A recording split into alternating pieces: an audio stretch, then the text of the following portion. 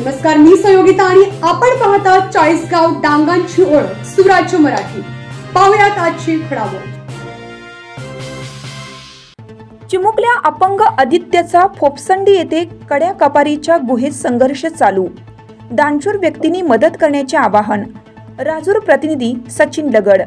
आज 21व्या शतकात वावरत असताना तंत्रज्ञानाने अफाट प्रगती केली आहे। नाना शोध लावले असले तरी सह्याद्रीच्या दऱ्याखोऱ्यात अजूनही अतिशय दुर्गम गावे आहेत। तेथील काही वाड्या वस्त्यांना रस्ते नाहीत, काही घरांना लाईट पोहोचली नाही, दवाखाना, पोस्ट, बस नाही।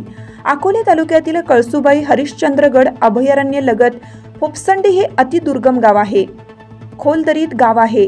येथे अजून दवाखाना, पोस्ट, बँक, बस, धरण कोणतीही सुविधा नाही। तेथील जीवनमान खूप हालाकीचे आहे। सखा आंबेकर, भरत वाजे, यश घोडे, केशव भांगरे आदींनी येथे भेट दिली। एक वास्तव्य सत्य समोर दिसले। येथील काशीनाथ वळे यांचे कुटुंब अजूनही कवड्या डोंगराच्या कपारीत जनावरांसह राहतात। चिमुकल्या अपंग आदित्यचा कड्या कपारीच्या गुहेतील संघर्ष चालूच आहे। काशीनाथ वळे यांच्या परिवारात 2 मुले, सुना, नातवंडे आहेत। त्यांचा नातू आदित्य दत्तू वळे हा 5 वर्षाचा आहे। तो पायाने अपंग आहे। त्याला दवाखान्यात प्रवरानगर, लोणी, अकोले नगर येथे अनेक वेळा नेलं। प्रत्येक वेळी डॉक्टर भेटी झाल्या नाहीत। फोपसंडी ते बहिरोबा 15 किलोमीटरचा प्रवास करत पायी चालत जावं लागतं। पाठीला बांधून न्यावे लागते। गावात बस नाही, दवाखाना नाही आणि तालुक्याच्या ठिकाणी कोणी विचारपूस करत नाही।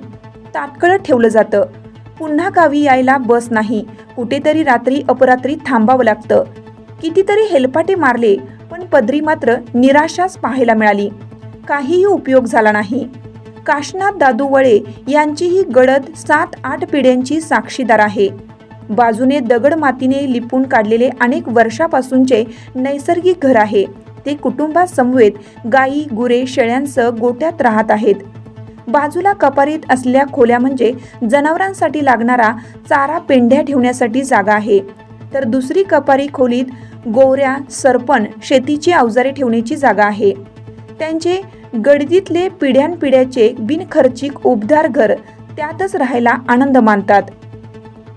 चढ उताराची शेती, भात, नागली, वरई, सावा हे पीक घेतले जातात। पावसाळ्यात सर्व वाहून जातं। शेतात काहीच पिकत नाही। पिकलं तर टिकत नाही। जगलं तर दिवसा वानरं, माकड खाऊन नासधूस करतात। त्यातूनही पिकलं तर रात्री अपरात्री रानडुक्कर, सांबर, चितळ, गवा येऊन खाऊन जातात। उरलेलं पीक रानची पाखरं खातात। शेतात हातात काही पीक उरत नाही। रोजगाराचे साधन नाही। डांगी जनावरांशिवाय पर्याय नाही। हिरवा चारा असेपर्यंत 3च महिने फक्त दूध असतं, तेही थोड्याच प्रमाणात। पावसाळ्यात खूप पाऊस कोसळतो। जनावरे सुद्धा दगावली जातात। पंचनामा करूनही भरपाई मिळत नाही। इथे पिढ्यानपिढ्या असा संघर्ष चालू आहे।